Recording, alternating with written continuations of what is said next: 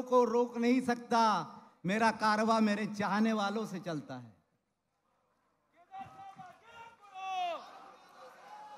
केदार साहेब आगे पडो.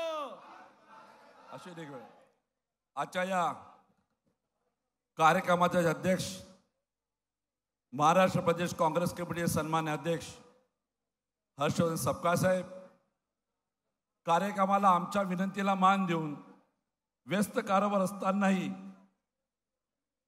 आमच्या विनंतीला मान देऊन जे आले, महाराष्ट्राचे नेते, आमचे नेते सन्मान्य बाळासाहेब थोरात साहेब, विधान परिषदेमध्ये काँग्रेसचे नेते सन्मान्य विजय वडेट्टीवारजी, विधान परिषदेमध्ये काँग्रेस पक्षाचे गटनेते व नेते, नुकतेच ते लवकरच तिथं विरोधी पक्ष नेते होणारे श्री बंटी पाटीलजी, सन्मान्य खासदार आमच्या वहिनी प्रतिभाताई धानोरकर, सन्मान्य खासदार बंतरावजी वानकडे, सन्मान्य खासदार नाम किरसाण साहेब, सन्मान्य खासदार आमचे सन्मान्य प्रशांत पडोळेजी, माननीय आमदार 6 जिल्ह्याचे अभिजित वंजारीजी, आमच्या भगिनी यशोतीबाई ठाकूर, रामदास बस्सामजी, सन्मान्य आमदार संजय मेश्रामजी, आरिफ नसीम खानजी, प्रफुल्ल गुडदे पाटील साहेब, आसिफ कुरेशी, सुरेश भोरजी, रामजी मुळक, शिवराजजी मोरे, अश्विनजी बैस, आमचे सहकारी ज्यांनी हा सोहळा कार्यक्रम करण्यासाठी ज्यांनी पूर्ण ताकदीत खांद्याला खांदून आमचं काम केलं, या ठिकाणी आमचे निरीक्षक सन्मान्य त्या ठिकाणी रवींद्र दरेकरजी आणि आपल्या सगळ्याचे ह्या भागातील लाडके खासदार ज्यांनी प्रत्येक लोकाला त्यांच्या कर्तृत्वानं ज्यांनी उत्तर करून दिलं, आपले सगळ्याचे लाडके खासदार सांकुमार शरद श्याम बर्वेजी यांच्या सगळ्यांचे टाळ्या वाजवून स्वागत करू याची विनंती करतो. बंधूंनो, आपण तो दिवस अजून आठवा ज्यावेळेस आपण सगळ्यांनी श्यामकुमार बर्वे साहेबांचा आपण अर्ज दाखल केला होता. त्यावेळेस थांबणारे बापू 2 मिनिट थांबणारे माहीच लोक आहे. त्यावेळेस प्रत्येकाच्या मनामध्ये एक विचार होता की रामटेकचा खासदार आज उमेदवार म्हणून आपण श्यामकुमार बर्वेंना उमेदवारी दिली. प्रत्येक लोकांच्या मनामध्ये शंका कुशंका होती. काही लोक आमच्या प्रेमापोटी बोलत नव्हते, वर्तमानपत्र लिहायला धजत नव्हते.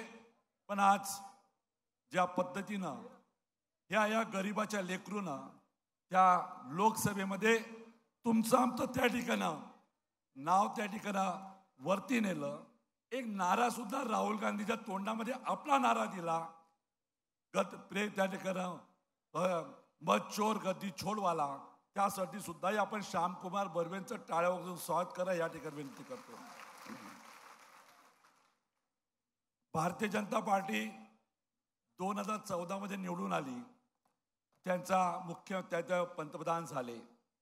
पण 2019 मध्ये ते लोक बैमानी निवडून आले, पुलवामा केला, त्या ठिकाणी देशभक्तीचे नारे लावले आणि कुठंतरी निवडून आणण्याचा प्रयत्न केला, पुन्हा त्या ठिकाणी त्या पंतप्रधान झाले.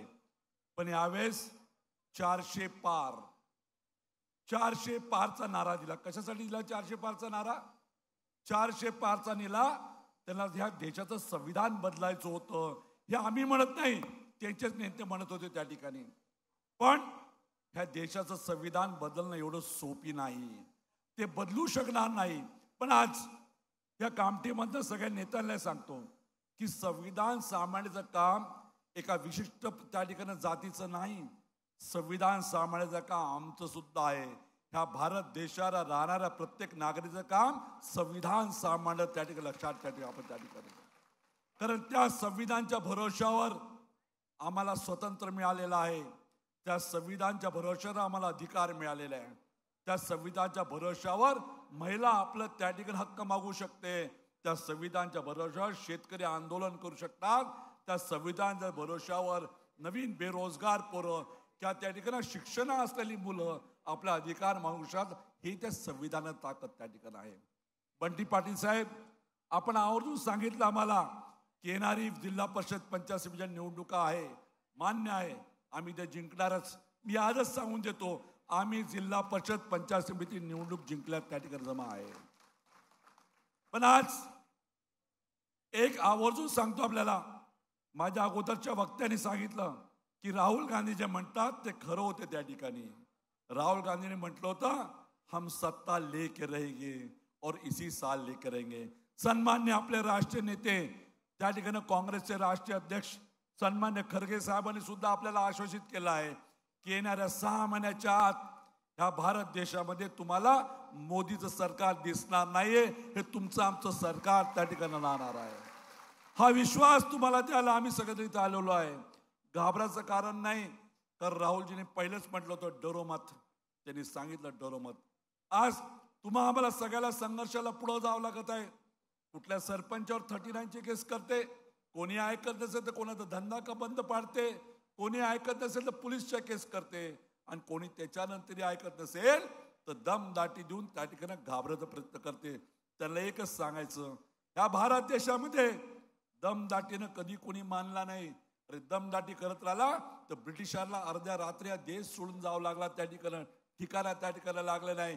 एक जरांगे मुंबईत काय घुसला तर तुमचं त्या ठिकाणी थैथाट होऊन गेली.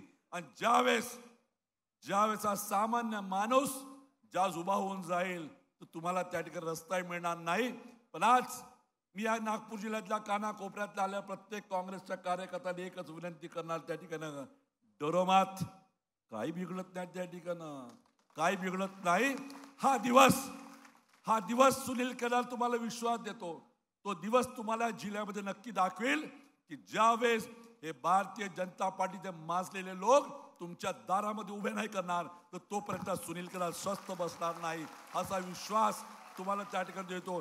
आणि या भारतीय जनता पार्टीच्या सत्तेपुढे जे अधिकारी त्या ठिकाणी गुलामगिरी करून आलेले आहे, ते पोलीसवाले असो की कलेक्टर नागपूर असो, त्या लोकांना सुद्धा तुमच्या दरबारामध्ये त्या ठिकाणी मुजरे लावील असा विश्वास त्या ठिकाणी आहोत. त्या ठिकाणी कारण आपल्या राहुल गांधींनी सांगितलेलं आहे की निवडणूक आयोगाच्या आयुक्ताला सांगितलं आहे, तू किती मोठा माणूस असेल, तू किती काय केला तर तुला सुद्धा कारवाईच्या पुढे जावं लागेल.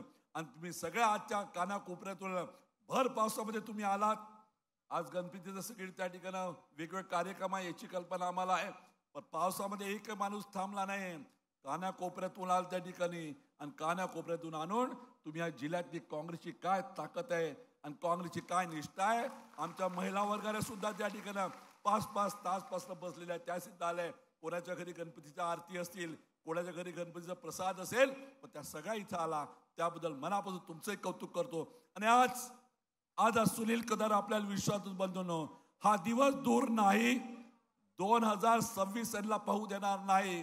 आणि 2025 मध्ये त्या ठिकाणी तुम्ही म्हणाल ते वारं ह्या नागपूर जिल्ह्यामध्ये चालण्यासाठी आपण परिस्थिती निर्माण करून टाकू. त्या सगळ्यांना माझा निरोप पोचवून द्या. कामठी बसून तुझ्यामध्ये जेवढी ताकद असेल तेवढी उभी करून टाक. पण या सुनील केदार याच्यानंतर जोपर्यंत तुझे मुजरेवाले आणि तुला धराशायी करणार नाही तोपर्यंत ना सोएंगे ना सोने देंगे अशा प्रकारची भूमिका घेऊन आपण जातो. आणि त्या गणरायाच्या चंद्री नतमस्तक होऊन त्याला आशीर्वाद मागतो. आणि पुनश्च सांगतो की संविधान सामान्याचं काम एक विशिष्ट समाजाचं नाही, सविस्तर सामान्य काम आम्हा शेतकऱ्यांचं आहे, आम्हा बहुजनांचं आहे, आमचा महिला वर्गाचा आहे, आमचं तरुणांचं आहे. हे आवर्जून त्या ठिकाणी लक्षात ठेवावं एवढेच विनंती करतो आणि आपल्या शब्दाला विराम देतो. जय हिंद, जय महाराष्ट्र.